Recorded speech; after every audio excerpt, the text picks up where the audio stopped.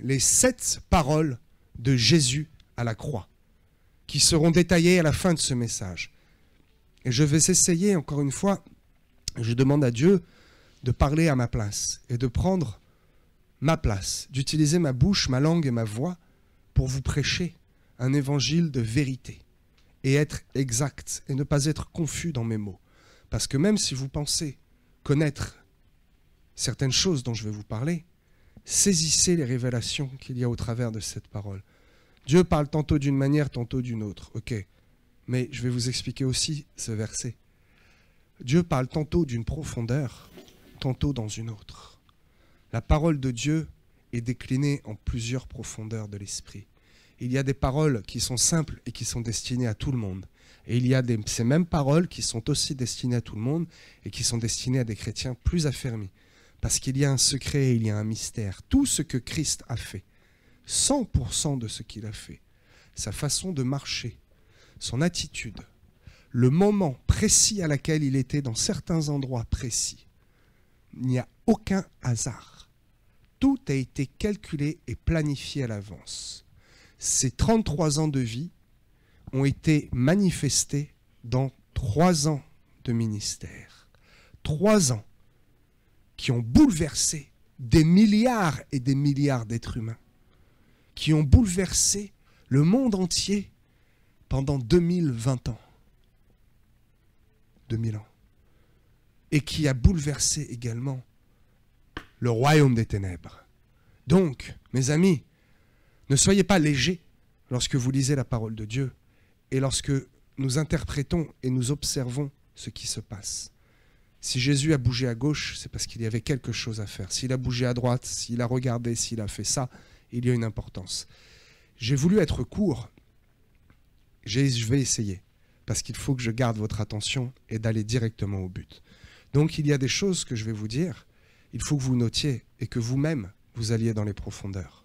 Parce que je n'aurai pas le temps de tout expliquer. Il faudrait faire un séminaire. Ok ? Ce n'est pas le but. Alors, nous avons vu les 7 alliances. Et je tiens à être très précis et à revenir dessus. Parce que dans mon esprit, c'était très clair. Mais je ne veux pas qu'il y ait de confusion. Il y a eu 12 alliances. Mais 7 alliances avec, en fait, 7 personnages, 7 protagonistes. D'accord ? Dieu a fait 12 alliances avec 7 hommes. Il en a donc fait plusieurs avec un seul et même. Mais le thème est passé et ce n'est plus la saison. Donc, 7 personnages qui ont fait 12 alliances. Puis nous avons mis en relation ces 7 esprits de Dieu avec ces 7 personnages. Vous vous en souvenez, je l'espère, et les 7 types d'alliances. Maintenant, nous allons voir 7 choses que Jésus a dites à la croix. Et pour vous mener jusqu'à son dernier discours, puisque c'est la dernière fois qu'il nous exhorte et qu'il nous parle, vous allez voir qu'il ne parle pas qu'aux disciples. Ces 7 dernières paroles qui peuvent paraître anodines sont destinées au monde entier et sont valables encore aujourd'hui. Donc, pour vous mener jusqu'à la croix et aux 7 paroles de la croix, nous allons faire un petit parcours. Nous allons voir les 7 étapes du chemin de croix, les 7 étapes de la crucifixion et les 7 paroles de Jésus à la croix. Et ce n'est pas moi qui ai absolument voulu trouver un chiffre mystique de 7, 7, 7. Si c'est à chaque fois ce chiffre 7 qui revient, c'est parce que c'est pour démontrer la perfection et le total accomplissement. Peut-être, certainement, ce sera l'objet d'un de mes prochains cours, de vous expliquer les couleurs, les chiffres, les objets, les lettres, les matières, l'onyx et l'or, n'est-ce pas, l'argent. À quoi cela correspond? Quelle est l'image que Dieu veut nous donner? Donc l'image du 7, c'est vraiment l'accomplissement, la perfection. Et Jésus a tout accompli dans la perfection. On n'aurait pas pu faire mieux. Jamais, c'est impossible. Je vous le disais à peine. Si ces 3 ans de ministère ont été si courts et qui ont marqué autant l'humanité, c'est parce que chaque action, chaque parole, chaque geste, chaque chose, la moindre chose qu'il a fait, le moindre pied qu'il a posé ici ou là, compte. Et merci Seigneur pour Éphésiens 4, 11, qui a donné les ministères pour venir interpréter et expliquer et approfondir. Mais ça ne vous empêche pas, vous, peuple de Dieu, qui êtes sacrificateurs, de prendre ces paroles, de prendre cette base et cette bonne manne et d'aller la cuisiner un peu, d'aller chercher les profondeurs qui concernent votre vie et les révélations qui vous concernent, de prendre ces paroles et de dire mais c'est excellent, c'est si simple, eh bien je vais reproduire et je vais moi aussi aller dire ces choses-là. Ok. Les étapes du chemin vers la croix. Jésus n'a pas été attrapé directement et mis sur la croix. Ça ne s'est pas passé comme cela. Nous connaissons l'histoire. Et j'espère que vous avez vu ce fameux film, hein, le film de la Passion de Christ. Eh bien, je ne suis pas trop pour les films chrétiens. Il faut faire très attention. Hein.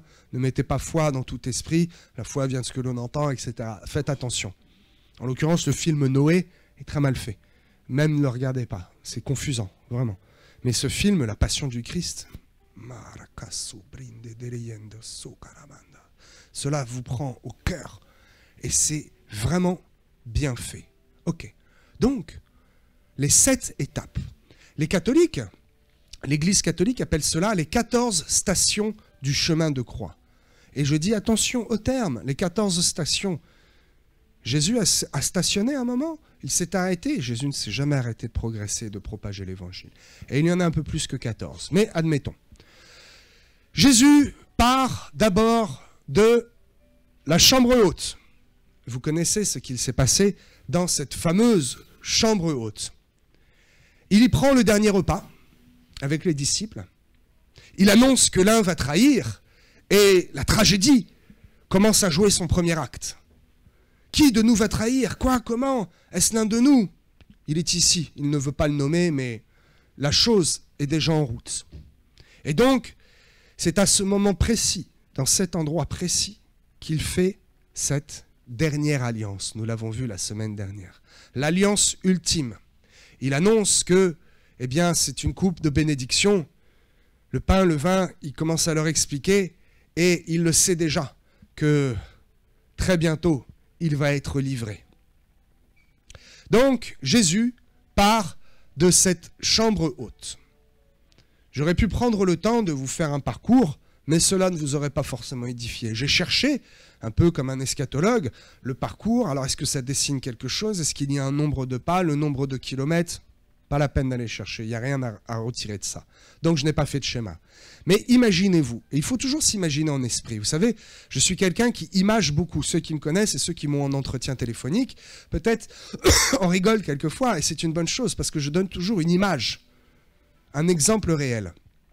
Donc, imaginez-vous Jésus-Christ qui est dans cette chambre haute, avec les disciples, et qui leur prêche, et qui leur dit, voilà, c'est le sang de l'alliance, il y a un traître parmi nous, les choses vont commencer à se dérouler, l'action est là, ça arrive. Peut-être que les disciples n'en ont pas encore conscience. Jésus descend et il va au deuxième endroit.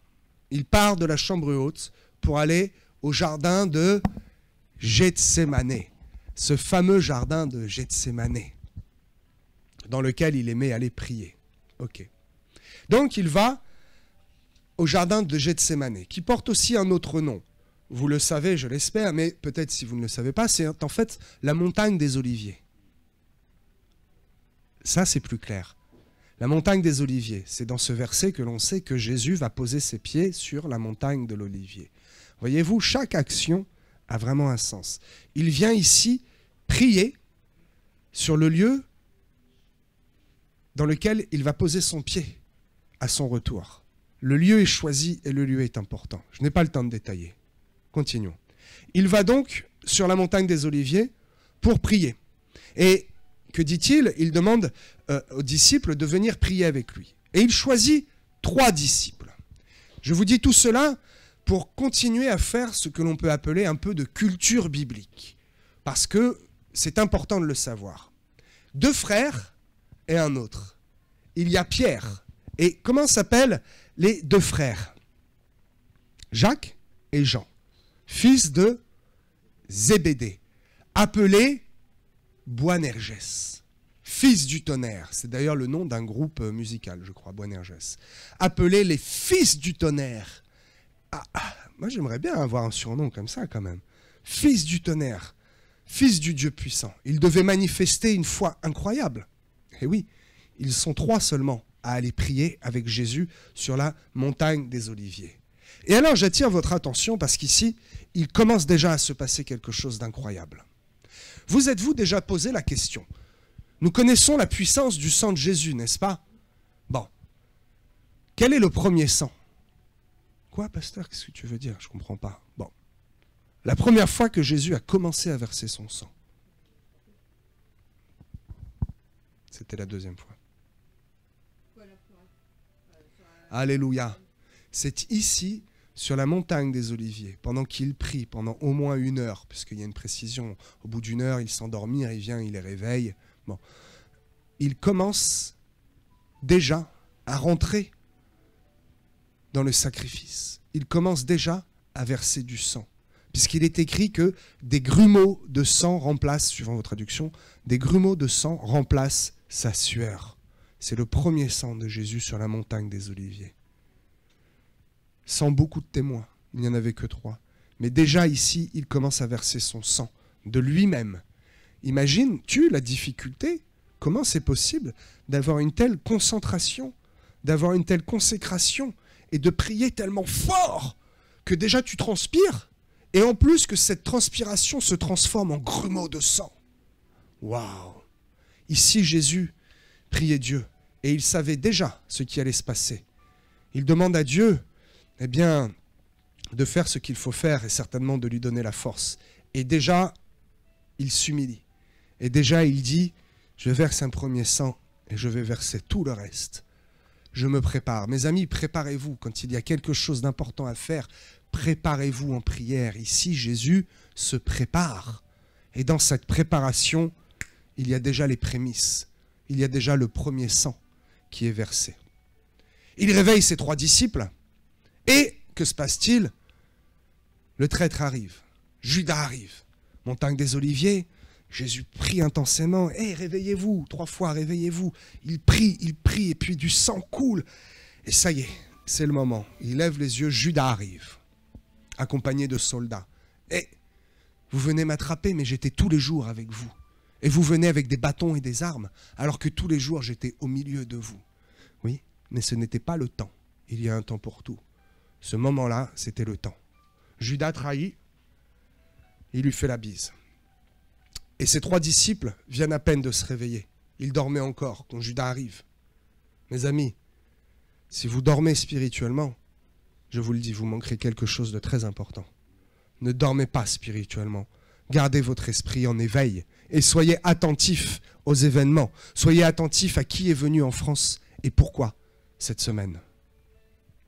Puis, chambre haute, jardin de Gethsémané, montagne des Oliviers. Il descend, il remonte, il prie, il verse des grumeaux de sang. Réveillez-vous, réveillez-vous. Judas arrive, il l'emmène. Il l'emmène où? Chez Caïphe, l'ancien grand sacrificateur qui manifestement a gardé une grande influence, puisqu'on vient d'abord le voir. Mais il faut savoir que Caïphe n'avait aucun pouvoir, aucun mandat dans l'administration et aucun mandat juridique. Il ne pouvait pas lui-même le condamner, il fallait passer par l'autorité de Rome. Donc il est conduit chez le grand prêtre Caïphe, où des grands spécialistes, des grands religieux, des grands spécialistes de la loi l'attendent. On appelle cela le Sanhédrin. Okay, le Sanhédrin, c'est le tribunal juif. Et, je n'ai pas le temps de développer, mais notez ça, il y a un personnage qui rentre avec lui, Pierre rentre avec lui. C'est étrange, parce que n'importe qui ne rentre pas chez Caïphe comme ça. N'importe qui ne rentre pas dans le domaine et dans la zone géographique du grand sacrificateur. Donc, Pierre est là, il en est témoin. Jésus est questionné et rapidement condamné et jugé coupable de blasphème. Es-tu le roi des rois? Es-tu le roi des Juifs? Es-tu le fils de Dieu? C'est toi qui le dis. Ah, blasphème! Ok. Seulement, ça ne suffit pas. Il faut maintenant aller valider ça auprès des autorités. Et ici, vous pourrez aussi encore développer ce thème, c'est le premier non-sens. C'est impossible. Le tribunal juif était interdit de siéger de nuit. Il n'avait pas le droit. Et donc, aujourd'hui, un vrai juge dirait, ce jugement est caduc. On reprend l'affaire à zéro. Laissez cet homme libre. Le jugement est caduc. Il y a une infraction dans la procédure. Ça n'a pas été le cas. Donc, Toute la nuit se passe, déjà, imaginez l'angoisse, devant le Sanhédrin. Il est là, il est pointé du doigt, il est jugé. Et la torture spirituelle commence déjà. Donc, au petit matin, le Sanhédrin se réunit officiellement, le condamne. Ils le prennent et ils l'amènent devant ce fameux Ponce Pilate. Ponce Pilate qui était gouverneur romain. Il avait en charge la localité pour que les choses se passent bien. Et c'est un politicien. Et il ne prêche pas, il ne va pas dans le sens du peuple, il va dans ses intérêts à lui. Et son intérêt à lui était de garder le calme. Parce que s'il y avait une émeute, faire venir des troupes, une cohorte depuis Rome, était très coûteux. Et il valait mieux faire un peu des compromis et garder le peuple calme avec juste une centaine, peut-être 1000 soldats contre 30, 50, peut-être 500 000 habitants, mais au moins le calme est là. Et avec une petite troupe de Romains, on garde le peuple. Donc s'il y avait eu un débordement, hey, sa place et sa tête auraient été mises en jeu. Donc il est très malin et il voit l'affaire d'une manière assez dangereuse pour sa place. Donc, Pilate écoute, et c'est un Romain. Donc il y a quand même une certaine droiture et une certaine justice. Et il dit, cet homme dit, je ne trouve rien à lui reprocher. Et je vais tendre un piège à mon ennemi parce que je veux m'en débarrasser de cette affaire. Donc, il entend, et c'est un grand malin, que cet homme, Jésus, est galiléen. Donc, il le renvoie vers le gouverneur, le responsable de la Galilée, vers Hérode. Ils sont un peu en bisbise les deux, hein, ils sont un peu en concurrence, il faut le savoir. Donc, pendant ce temps-là, Jésus est trimballé de gauche à droite. C'est pendant ce moment-là que Judas se suicide. Parce que là, la chose est faite, la chose est scellée. Il n'est plus possible de revenir en arrière. Et Judas s'en rend compte. Il est pris de remords. Mais va-t-il demander pardon? Va-t-il faire réparation? Pas du tout. Sa chair parle. Et il va, et il jette les 30 pièces comme ça. Et il dit, je n'en veux pas. Non, c'est pas possible. Il n'y a plus d'accord. Mais c'est trop tard. C'est trop tard. Tu as vendu ton maître. Pourquoi 30 pièces? Savez-vous pourquoi 30 pièces? C'est important. Tous les détails sont importants. Ça aurait pu être 29, 31 ou 40. Il s'agit de 30 pièces. Parce que 500 ans avant la naissance de Christ, le prophète Zacharie, dans Zacharie 11, verset 13, l'annonce déjà. Il s'agit de 30 pièces qui correspondent à une valeur encore plus lointaine. Donc Zacharie l'annonce, mais Zacharie s'empare d'une parole qui est dans Exode 21, 32. Exode, Lévitique, Nombre et Deutéronome, il y a les lois qui sont évoquées, l'histoire du peuple de Dieu dans le désert, l'Exode, et il y a des lois. Dieu établit des lois. Et il s'agit que cette somme de 30 pièces, mystérieusement, tiens donc, dans l'Ancien Testament, dans Exode, elle est utilisée pour quoi? Elle est utilisée pour le rachat de la vie d'un esclave qui est mort à cause d'un coup de pied de bœuf. C'est quand même une situation, on pourrait dire c'est une niche. Ça n'a pas dû arriver très souvent qu'un bœuf tue un esclave. Mais au cas où cela arrive, il y a une loi, il y a un prix à payer. Et tenez-vous bien, le prix c'est quoi? 30 pièces, et pire que ça. Il fallait prendre le bœuf et le sacrifier. Déjà, dans Exode, dans cette loi, là où nous voyons une loi, moi, je vois une prophétie. Déjà, dans cette loi de 30 pièces et de bœuf sacrifié, c'était déjà l'annonce du sacrifice de Jésus-Christ. Donc les choses se déroulent telles qu'elles devaient se dérouler. Judas rachète la vie de Jésus pour 30 pièces d'argent, et que se passe-t-il? C'est lui le bœuf, parce que c'est lui qui a tué Jésus, entre guillemets. C'est lui qui a donné Jésus, c'est lui le bœuf. Qu'advient-il du bœuf? Il se pend, il meurt. La prophétie, la loi est accomplie. Donc, Jésus part de chez Pilate, Judas rend les pièces, il se suicide, la chose est accomplie, les prophéties se déroulent. Il est amené devant Hérode. Hérode est très content, parce que pour lui c'est un peu un divertissement, il avait entendu parler de Jésus. Mais il voulait le voir, parce qu'il ne croyait pas en ses miracles. Et c'était un peu comme un divertissement pour lui. Jésus arrive et il se moque de lui. il prend un peu du bon temps en rigolant avec lui. Et il fait quelque chose d'étrange. En Luc 23, verset 11, c'est ça, en Luc 23, verset 11, il est écrit « Il le revêt d'un habit éclatant ». Il s'agit ici d'un acte prophétique. Il ne le sait même pas, mais quand il revêt Jésus de cet habit éclatant pour se moquer de lui, il montre au monde spirituel l'identité réelle de Jésus.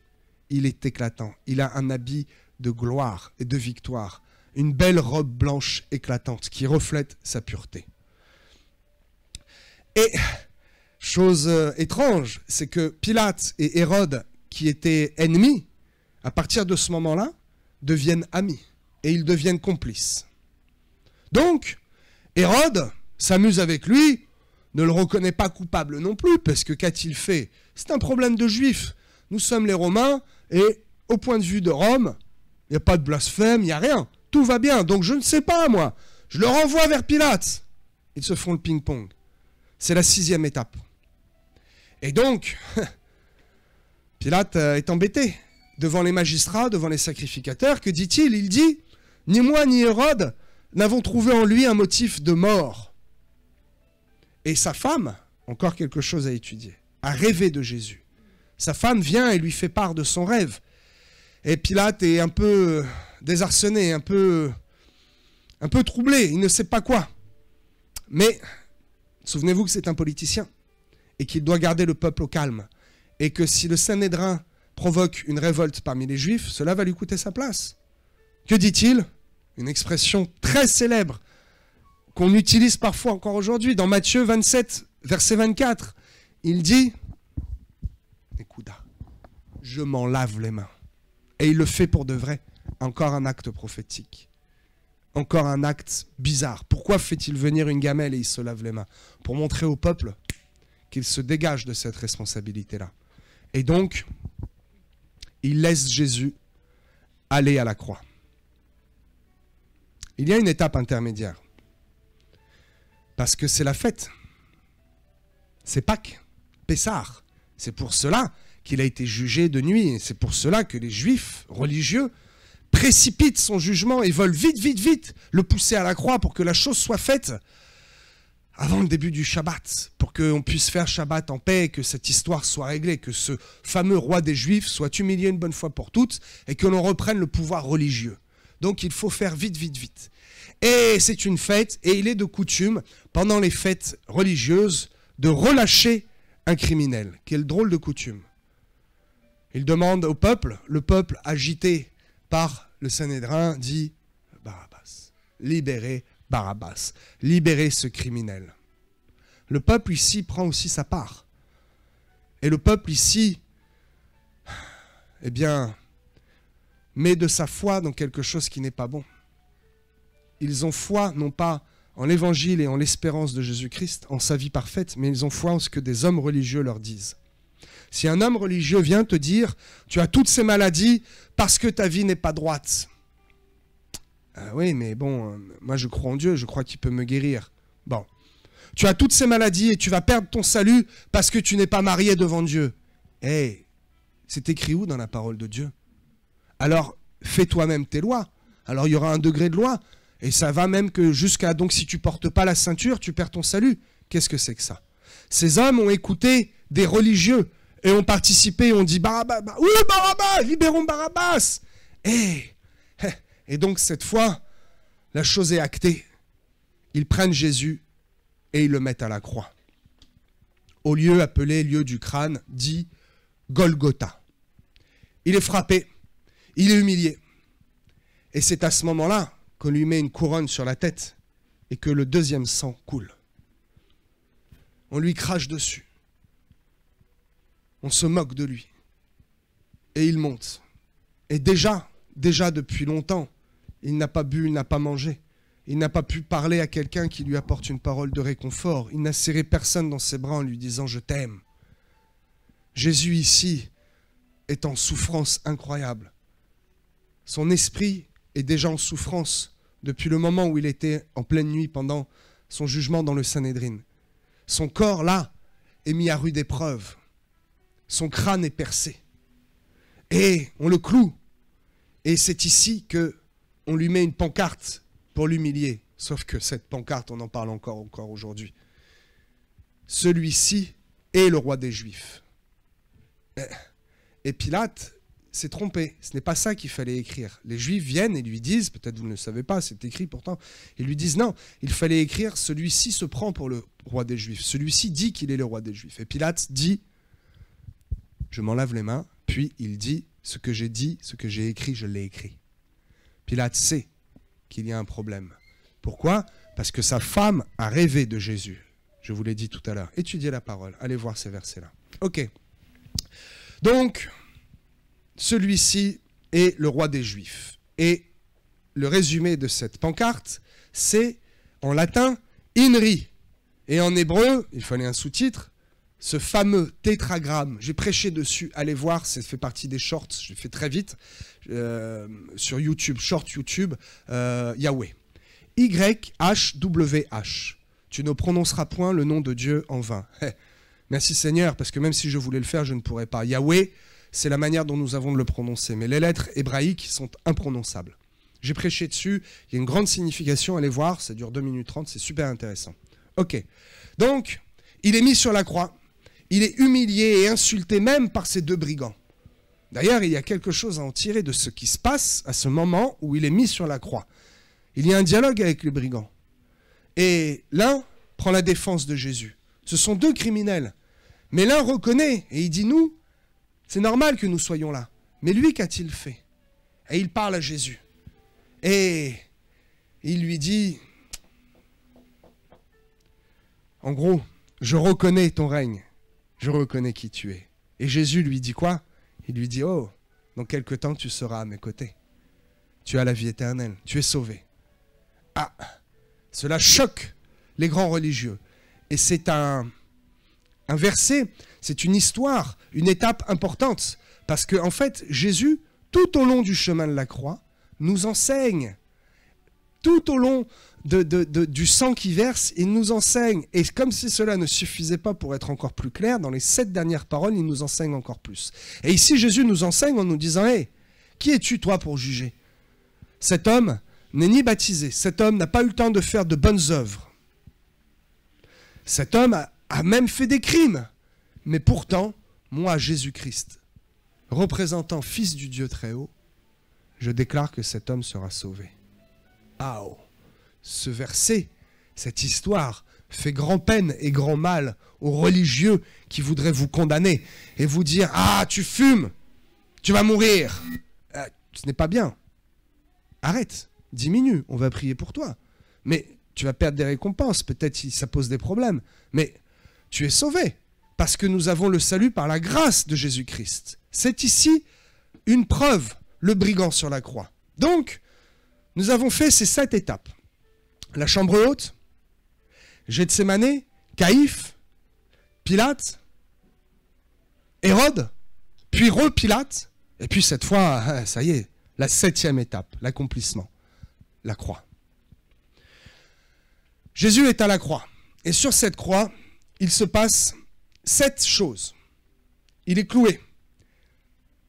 Il meurt. Il est détaché. Il est apporté au tombeau. Il disparaît. Il ressuscite. Il apparaît aux apôtres. Il monte au ciel. Nous allons rapidement voir ces étapes-là. Vous me suivez? Ça va? Vous comprenez? Cela vous passionne et vous édifie, je l'espère? Ok, continuons. Il est donc cloué à la croix.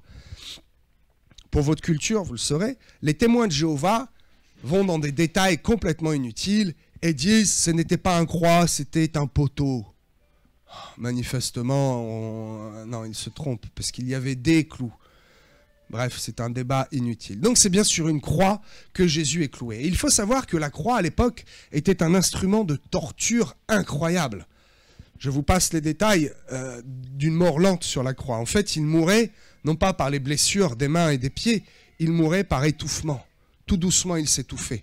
C'est pour cela que les soldats romains viennent pour lui briser les jambes et ils constatent que il est déjà mort. Il lui plante un pic et il est mort. Parenthèse.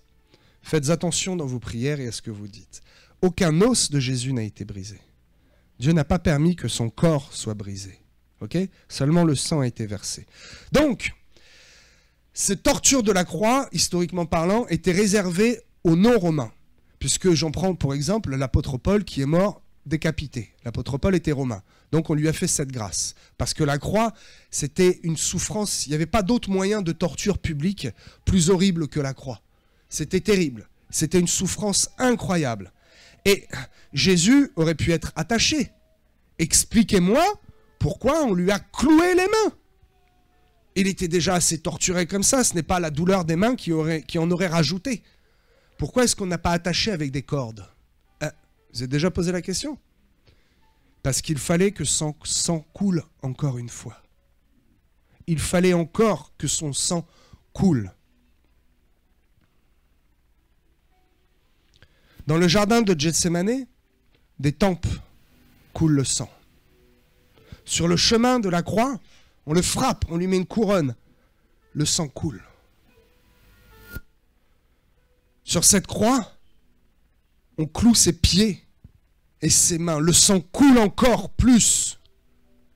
Et puis tout à la fin, comme si cela ne suffisait pas, les dernières gouttes par son flanc à cause du soldat qui vient et qui le transperce. Et nous avons la preuve que tout a été accompli, tétélestai, tout a coulé. Pourquoi? Parce que même de l'eau en sort. Grand accomplissement de paroles prophétiques. L'eau, c'est l'eau de la parole. De Christ sort la parole, etc., etc. Ok. Donc, il est cloué à la croix et son sang coule encore. Il est humilié, il est là, exposé devant tout le monde. Les heures passent, il meurt. Combien d'heures? Combien d'heures se passent? 3 heures, c'est l'heure à laquelle il soupire. Combien d'heures? Chaque minute, chaque seconde, chaque mot compte. 6 heures. Il passe 6 heures à la croix. 6 qui est le chiffre de quoi? Le chiffre de l'homme. Il a tout accompli. Il a été homme sur la croix. De 9 heures du matin à 15 heures. Ce qui est rapide pour l'époque. Mais imaginez-vous, 6 heures de souffrance comme ça, devant tout le monde, nu, en souffrance, ayant faim, ayant soif. Des bleus partout sur le corps. Oh Seigneur, mais quel... Il aurait pu appeler une légion d'anges. Et dans la demi-seconde, dans le millième de seconde, il aurait pu être délivré. Mais il a dit non, je suis l'agneau immolé. Il faut que je me livre pour vous. Il faut en passer par là. Pourquoi a-t-il fallu qu'il meure? Puisque ce qui est important, c'est qu'il a ressuscité. Il n'aurait pas pu ressusciter s'il n'était pas passé par la case de la mort. En mourant, il a démontré aux gens présents sur place et à toute l'humanité par la suite qu'il est divin. Il a montré qu'il est venu en tant qu'homme et qu'en tant qu'homme il est mort et que dans cette mort il y a une divinité qui est apparue. Il a démontré réellement qui il était. Pourquoi? Parce qu'il est ressuscité. Voilà l'authenticité du miracle. Ça paraît bête et simple ce que je vous dis, mais il n'aurait pas pu ressusciter s'il n'était pas passé par la case de la mort.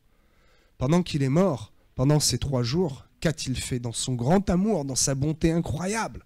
Il est descendu dans le royaume des ténèbres pour prêcher à ceux qui n'ont pas pu entendre la parole, pour prêcher à ceux qui étaient des générations d'avant. Donc il a réellement fallu qu'il meure afin de démontrer sa divinité. Et que se passe-t-il dans la bouche de cet officier? Il le dit, s'il le dit à voix haute en tant qu'officier, c'est qu'il a dû être choqué. Et si lui a été choqué, combien d'autres ont été choqués? Que dit l'officier au moment où il meurt? Assurément, cet homme était fils de Dieu. La terre tremble. Des morts se réveillent. Le voile se déchire. Le voile qui séparait, vous le savez, le lieu saint du lieu très saint. L'alliance que Jésus a faite à la croix nous démontre que tout le monde maintenant a accès à ce lieu saint. Nous avons accès à la sainteté de Christ et nous avons accès au Saint-Esprit. Le tremblement de terre, une grande obscurité, l'angoisse envahit le monde, des morts se lèvent, le voile se déchire. Imagines-tu l'ambiance, quoi? Le truc incroyable. La mort de Jésus. Il est d'abord cloué. Il meurt. Puis, il est détaché. C'est une étape importante. Il aurait pu être directement enlevé au ciel, mais il a fallu que son corps disparaisse. Pour qu'il disparaisse, il a fallu qu'on voit qu'il a été détaché de la croix, qu'il a été mis dans un endroit et que manifestement, il n'est plus dans cet endroit. Donc, l'histoire n'est pas finie. Et ici, nous continuons d'être édifiés. Dieu aurait pu l'enlever, mais Dieu ne fonctionne pas comme ça. Un personnage arrive. Posez-vous des questions, et je vais accélérer et je vais essayer d'être concis, sur ce personnage de Joseph d'Arimathée. D'Arimathée n'est pas son nom de famille. Je vous le dis parce que je sais que certains entendent Joseph d'Arimathée et croient qu'il s'appelait Joseph d'Arimathée. Non. D'Arimathée parce que du village d'Arimathie. Ok. Où était ce village? Il était à 35 km au nord-ouest, en haut à gauche de Jérusalem. Donc ça fait quand même une petite route. Ce Joseph d'Arimathée était membre de quoi? D'où il sortait? Qu'est-ce qu'il était? C'était un membre influent. De quoi? Du Sanhédrin. Quoi? Comment ça? Le tribunal même qui a condamné Jésus, il faisait partie de ce tribunal et de ces juifs religieux. Mais qu'est-ce que c'est que cette histoire? Il faut bien comprendre. Il faut bien comprendre que ce Joseph d'Arimathée arrive de nulle part et il s'adresse à Pilate. Attends, Pilate quoi? C'est le chef du gouvernement local. Il est au-dessus du maire. Et donc cet homme arrive et il demande le corps à Pilate. Il ne craint en aucun cas de demander ce qui est légitime aux autorités. Mes amis, ici nous sommes enseignés. Ne craignez pas de demander et de réclamer ce qui vous est légitime, peu importe l'autorité. Nous sommes dans un pays de droit. Nous avons le droit de prêcher l'évangile. Emparez-vous de ce dont vous avez droit. Ok. Ici, Joseph d'Arimathée n'a pas peur. Et donc, Joseph d'Arimathée, de cette petite ville, 35 km, mais qu'est-ce que ce gars, il fait là? Et on apprend dans Marc 15, 43, que ce Joseph d'Arimathée est membre influent, il est membre du Sanhédrin. Mais je ne comprends pas, donc il veut récupérer le corps pour en faire quoi? Pour le cacher, pour... Et non, parce qu'en fait, on sait qu'il adore Jésus et qu'il suit Jésus-Christ. Donc cela ne va pas très bien ensemble. En fait, je pense que cet homme, comment est-ce que je peux le dire sans créer la confusion, était un espèce d'agent secret. Il savait que Christ prêchait la vérité et il savait qu'il fallait que sa position au sein du Sanhédrin reste, parce qu'il se serait fait expulser. Et s'il s'était fait expulser, eh bien il n'aurait pas pu, retenez bien ce que je vous dis, c'est important, il n'aurait pas pu remplir cette mission. Parce que c'est lui qui a pris le corps et qui l'a mené. C'est lui qui a été témoin aux yeux du monde que Christ est bien mort et qu'il a bien été, non pas enseveli, mais placé dans un tombeau. Il n'y a aucun trafic à ce moment-là. On ne peut pas renier ça. Personne ne peut dire non, Jésus n'est pas, finalement il n'était pas mort, non, finalement il a été enlevé à la croix, c'est mystérieux. Non, non, un homme est venu, il s'est manifesté, on sait qui il est, et c'est lui qui a pris le corps et il l'a mis là. Maintenant, expliquez-moi donc, et je mets tout en relation, comment a-t-il fait? Jésus, la veille, est passé au tribunal. Ça s'est passé dans les 24 heures, c'est très rapide. Or, cette ville de Arimathée est à 35 km. Et je sais très bien, je l'ai fait avec des sacs à dos, avec armes, avec rangers, avec le casque. Je sais combien de temps exactement il faut pour un bon marcheur pour faire 35 km. Il lui faut 8 heures. Donc, où était-il? Comment a-t-il été au courant, suivez-moi bien, comment a-t-il été au courant que Christ allait être jugé coupable et qu'il allait être crucifié et que rapidement il allait mourir? Comment a-t-il eu le temps de venir? Je vous le dis. Je vous le dis. Le Sanhédrin avait déjà condamné Jésus. Ils en avaient déjà parlé. Ils n'avaient pas seulement attendu que Judas vienne livrer Jésus. C'était déjà acté. Ils en parlaient. Ils attendaient simplement l'étincelle de Judas qui est venu livrer pour 30 pièces. Mais la chose était actée.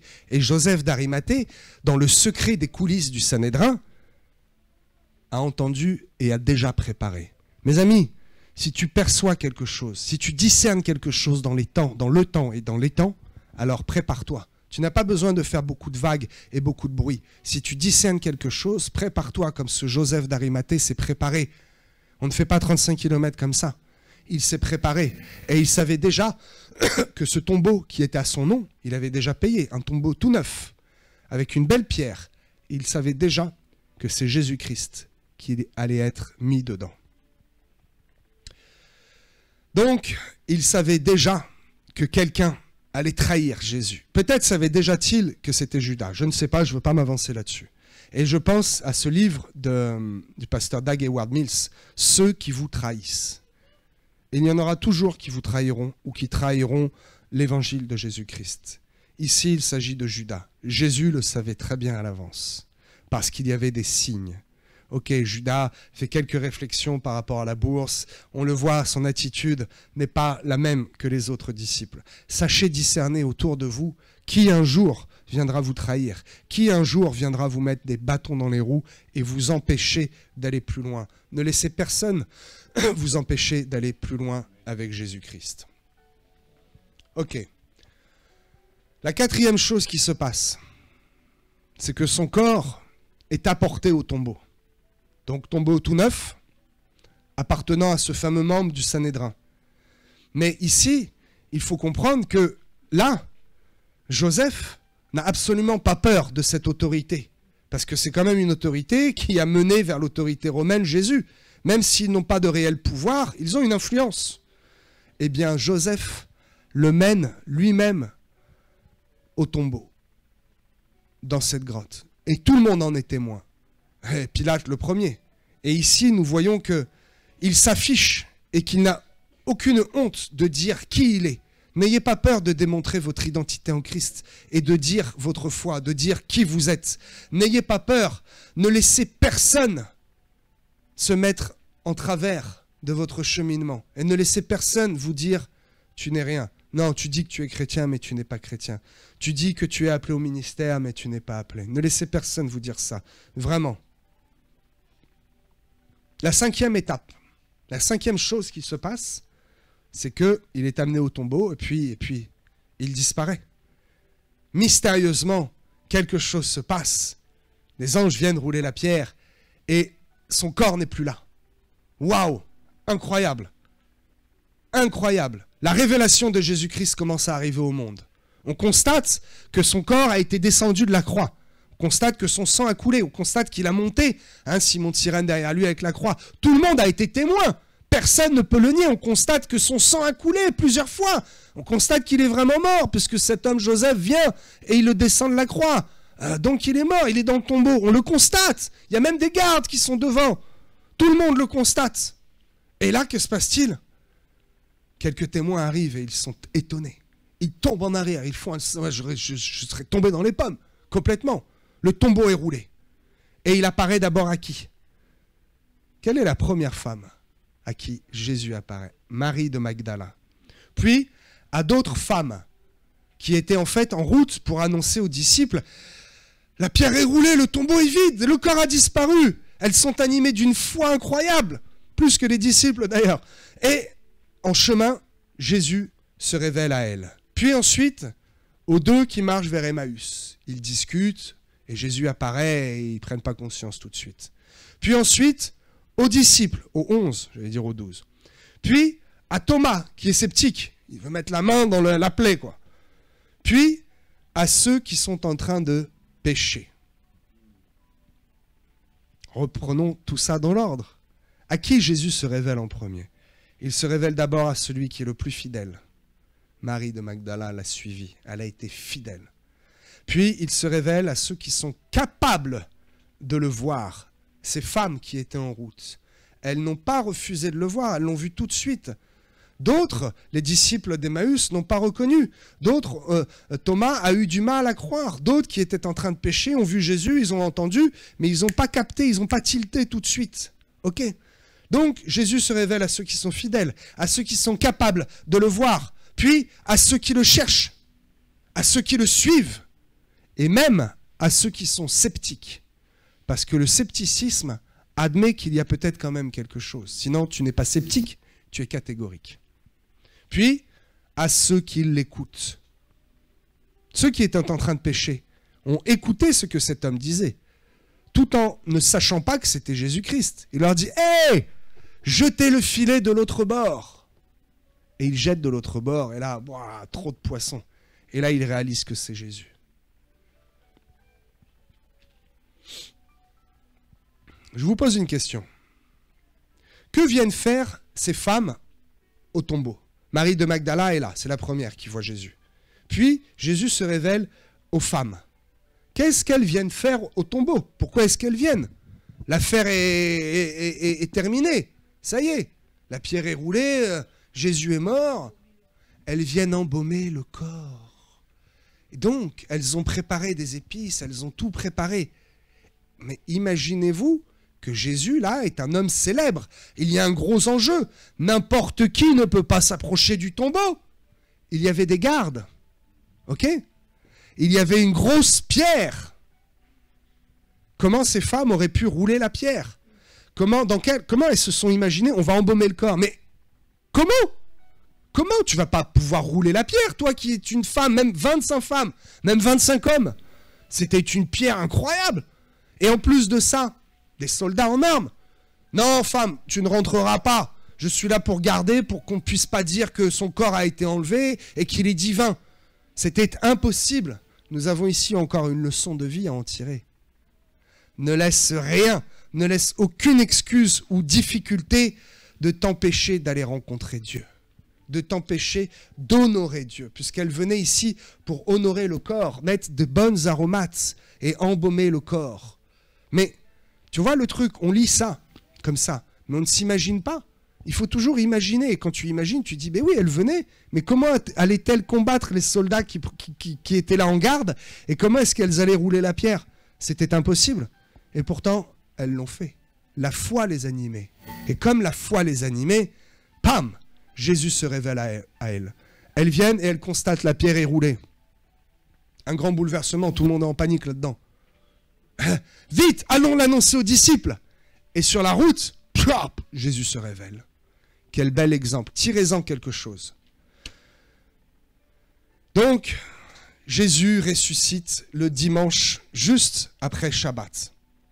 Il l'avait annoncé, et voilà que la chose est faite. Il n'est plus là. La pierre est roulée, il n'est plus là. Il démontre ici la victoire de la vie éternelle sur la mort. Et, petit débat encore, quelques-uns, mais j'en ai déjà parlé à peine, ont voulu faire croire qu'en fait il était évanoui, et puis qu'il s'est réveillé, et puis que c'était une grande mascarade. Mais pas du tout. Les étapes, souvenez-vous des étapes, Joseph qui le décroche de la croix, le soldat qui vient, qui le perce, les 300 qui ont coulé, les 4 même qui ont coulé. C'est indéniable, c'est impossible. Il n'était pas évanoui, il était bien mort et il est bien ressuscité.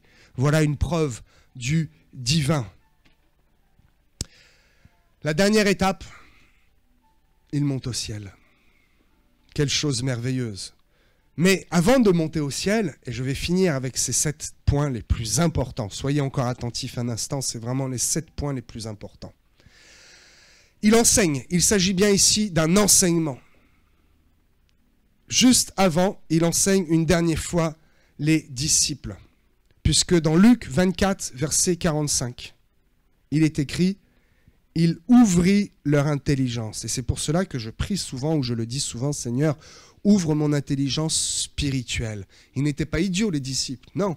Mais ils avaient besoin d'avoir une intelligence spirituelle. Il ouvrit leur intelligence, il leur parla, et il va vers Béthanie. Et donc, pendant qu'il est en train de les bénir, il est enlevé au ciel. Ce sont les toutes dernières paroles qu'il a eues aux disciples, en lieu privé.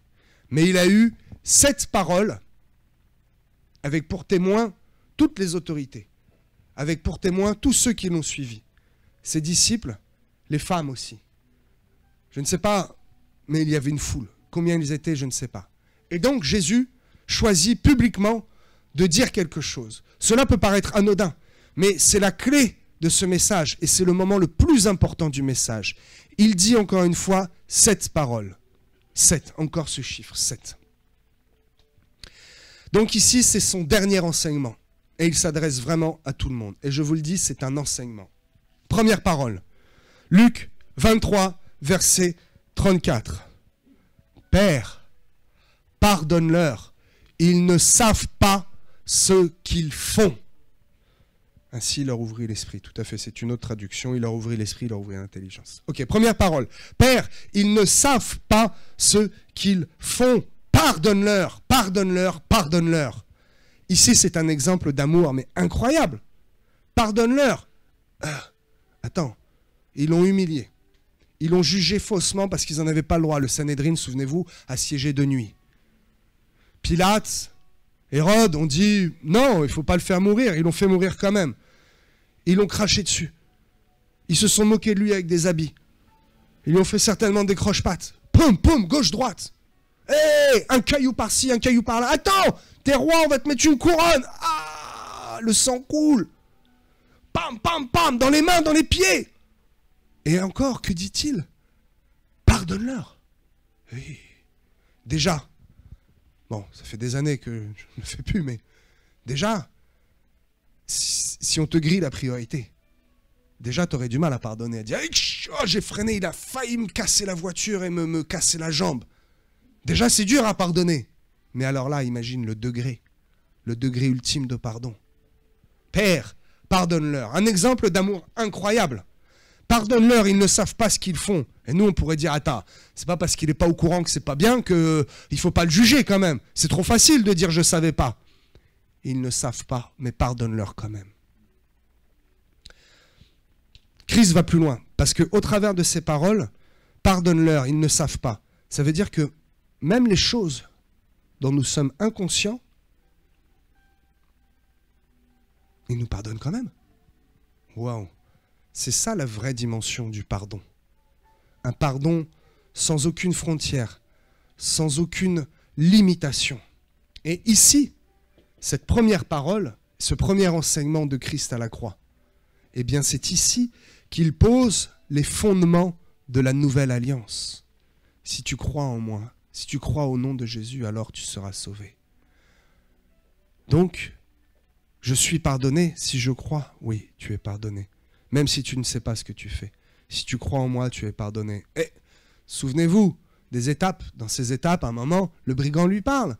Et le brigand a confiance en lui. Et il lui dit quoi? Oui, tu seras avec moi. Donc tu es pardonné. Waouh! Tout est lié, mes amis, et tout a un sens énorme. Ici, la parole de « ils ne savent pas ce qu'ils font, pardonne-leur », scelle l'alliance qu'il a fait quelques 24 heures plus tôt, ou ça, à la première étape, dans la chambre haute, avec les disciples. C'est pour cela que j'ai fait les 3 étapes, les 3, pour revenir dessus à chaque fois. Il y a quelque chose d'énorme à comprendre. Mais nous n'en avons pas le temps ce matin. La deuxième parole, je te le dis en vérité, aujourd'hui, tu seras avec moi dans le paradis. Hey, c'est ce qu'il dit au brigand à côté. Luc 23, verset 43.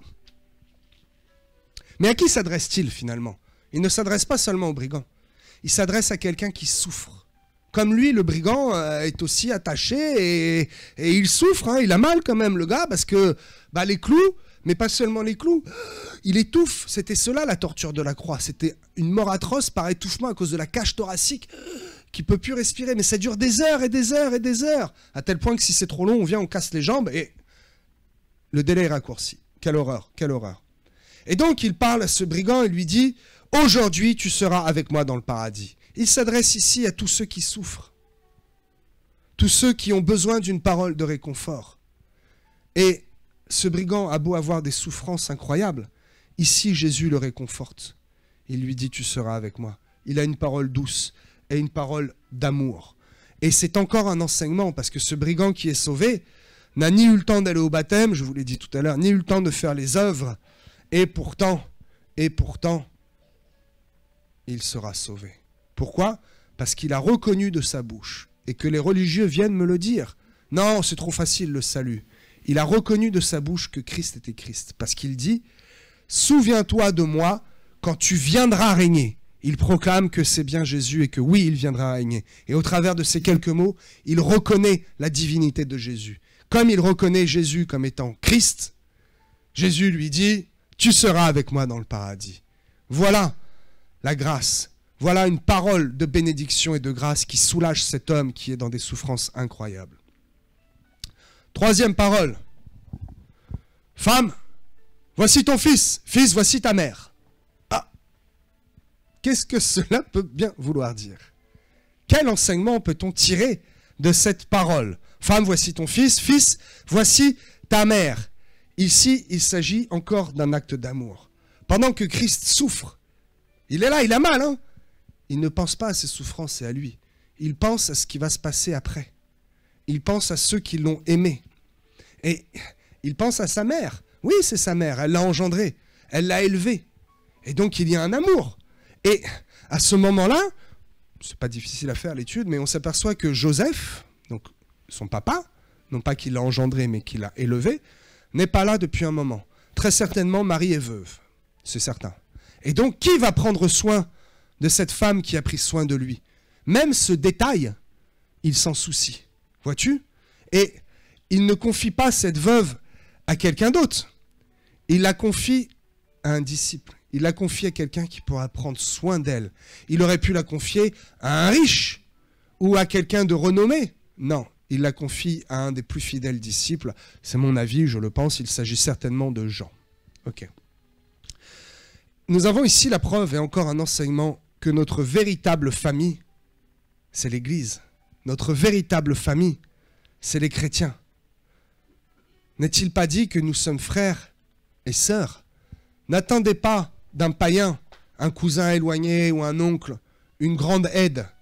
Il ne reconnaît pas Jésus-Christ. Il est de votre famille de chair, mais il n'est pas de votre famille en esprit. Ici, nous avons un enseignement que Jésus donne directement. Femme, voici ton fils, fils, voici ta mère, prends-en soin. Waouh, alors qu'il souffre, il pense à sa mère, il pense à ce détail, entre guillemets. Quatrième parole. Mon Dieu, pourquoi m'as-tu abandonné? Je crois qu'en hébreu, c'est connu, là-bas, là-bas, je t'ai mis.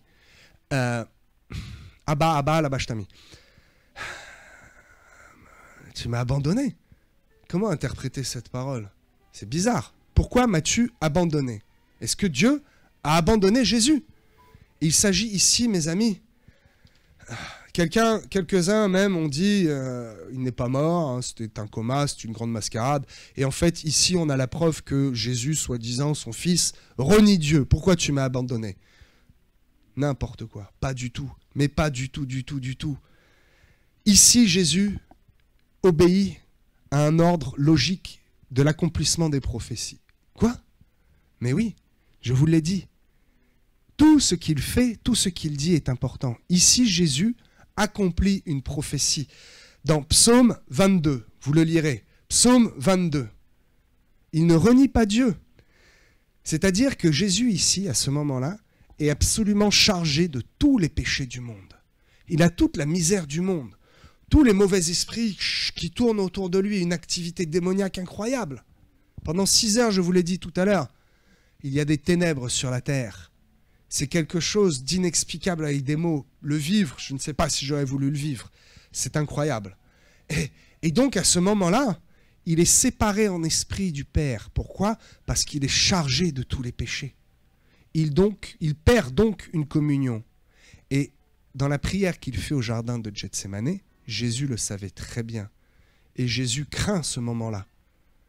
Il craint de perdre la communion avec son Père. Pourquoi?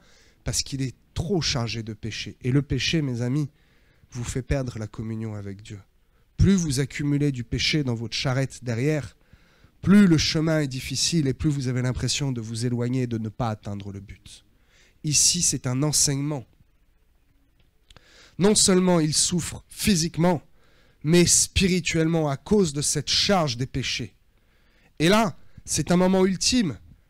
C'est peut-être le pire moment, parce qu'à ce moment-là, il est séparé du Père. Et donc, pourquoi a-t-il cette parole? Pour que nous puissions avoir cet enseignement aujourd'hui et pour accomplir la prophétie, ce n'est pas la seule qu'il va accomplir à ces derniers moments, la prophétie du psaume 22. 5e parole, j'ai soif.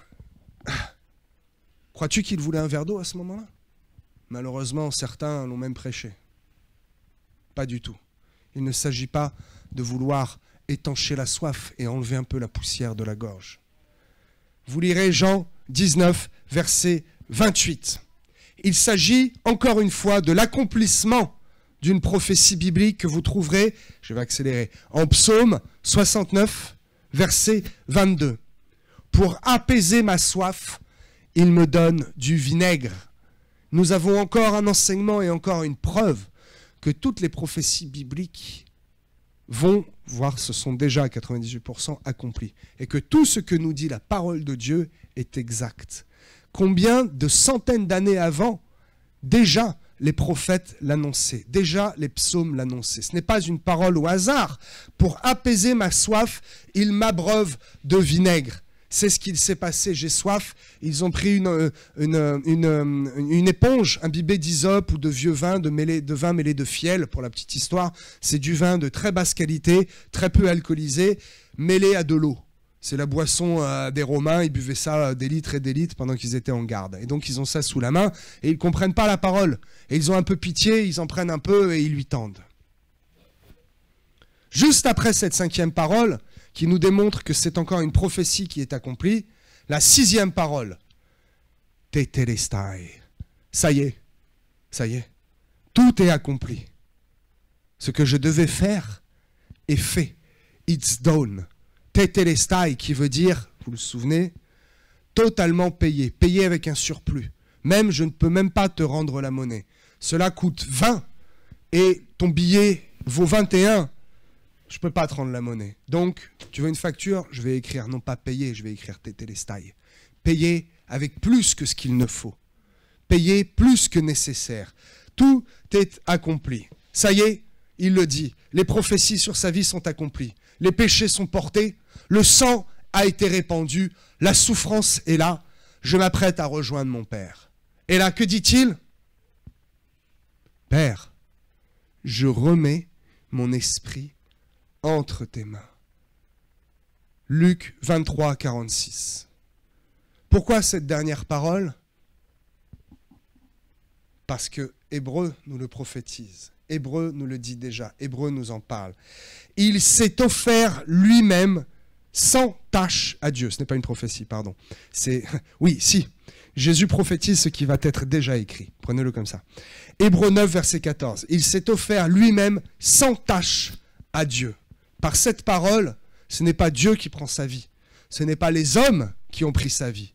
C'est lui qui dit « Je remets mon esprit entre tes mains. » Ça y est, c'est fait. Alors, pourquoi cette prédication? Pourquoi je vous parle de ça?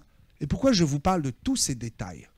Premièrement, parce que c'est important, cela ravive en vous un peu de culture biblique. Il y a des choses peut-être que vous n'aviez pas saisies, des détails que vous n'aviez pas compris ou appris. Bon. Mais je vais lire pour vous 1 Pierre, chapitre 2, verset 21. Parce que Christ a souffert pour vous, écoutez bien, vous laissant un exemple afin que vous suiviez ses traces. Il est mort pour nous laisser un exemple afin que vous suiviez ses traces. Mais mon ami, pour suivre ces traces, encore faut-il les connaître, encore faut-il les reconnaître. Il n'est pas mort en vain. Si nous ne connaissons pas ce qu'il a fait, nous ne pouvons pas suivre ses traces. Ainsi, maintenant, je l'espère, vous avez été enseignés, vous avez été éclairés sur ce qu'il a fait, sur ces 7 étapes, sur ces 7 chemins de la croix, sur ces 7 choses, sa crucifixion, les clous, il a été décroché, il a été mené, sur ces 7 dernières paroles. Vous le connaissez, et ainsi comme vous le connaissez, alléluia, vous pouvez marcher dans ses traces.